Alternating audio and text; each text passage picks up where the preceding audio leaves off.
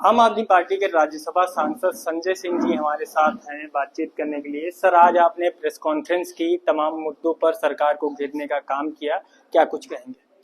देखिए, एक तो ये है कि जो वक्फ बिल को लेकर दावे कर रहे हैं मोदी जी, वक्फ बिल अगर पास होगा तो मोदी जी की सरकार गिर जाएगी, क्योंकि नीतीश कुमार ने, चंद्रबाबू नायडू ने, चिराग पासवान ने, जयंत चौधरी ने अल्टीमेटम दे दिया है कि इस बिल का हम विरोध करते हैं और मुझे लगता है कि ये सरकार गिर जाएगी अगर वक्फ बिल पास करने की कोशिश इन्होंने की।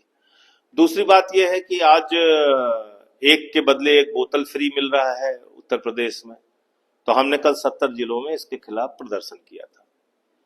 तीसरी बात यह है कि योगी जी ने कहा है कि मंदिरों के आसपास 500 मीटर तक मीट ना बेचा जाए। अच्छी बात है, तो आप केएफसी और मैकडोनल्ड की दुकानों पर भी यही शर्त लगाइए, मंदिरों के आसपास कोई भी आदमी मीट, मुर्गा, मछली बेच नहीं सकता, तो इस पे भी रोक लगाइए। एक दूसरी, शराब पीने की कहां छूट है? किस हिंदू धर्म में लिखा हुआ भैया शराब पीना है? तो आप शराब पीने पे भी रोक लगाइए और पूरे प्रदेश में 9 दिन शराब की दुकानें बंद कीजिए आप।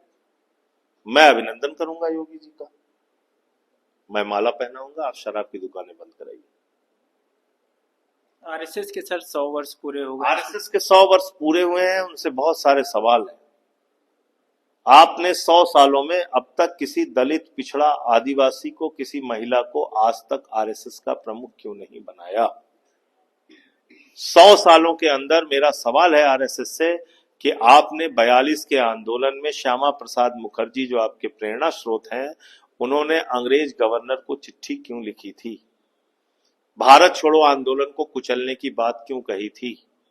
आजाद हिंद फौज, नेताजी सुभाष चंद्र बोस की सेना के खिलाफ अंग्रेजों की सेना में भर्ती हो जाओ, ऐसा आरएसएस और बीजेपी के पुरखों ने आह्वान क्यों किया था? मुस्लिम लीग के साथ आपने 3 राज्यों में आपके पुरखों ने सरकार क्यों बनाई थी? ये सारे सवाल हैं।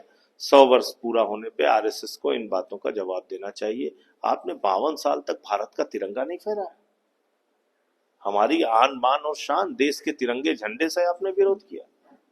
तो ये सारे प्रश्न हैं। सर, ईद है कल और ईद से पहले सीएम योगी का निर्देश है कि खुले में नमाज नहीं पढ़ी जाएगी, तो इसको लेकर क्या कुछ कहेंगे? देखिए, हमारे देश में अलग अलग धर्मों को मानने वाले लोग हैं और यहाँ पर हम दुर्गा माता की शोभा यात्रा भी निकालते हैं, हम प्रकाश पर्व पर जुलूस भी निकालते हैं हमारे सिख भाई। अभी हमारे जो बाबा साहब डॉक्टर भीमराव अंबेडकर जी, जो संविधान के रचयिता हैं, उनके 14 अप्रैल पे उनकी जयंती पे भी जुलूस निकलेगा।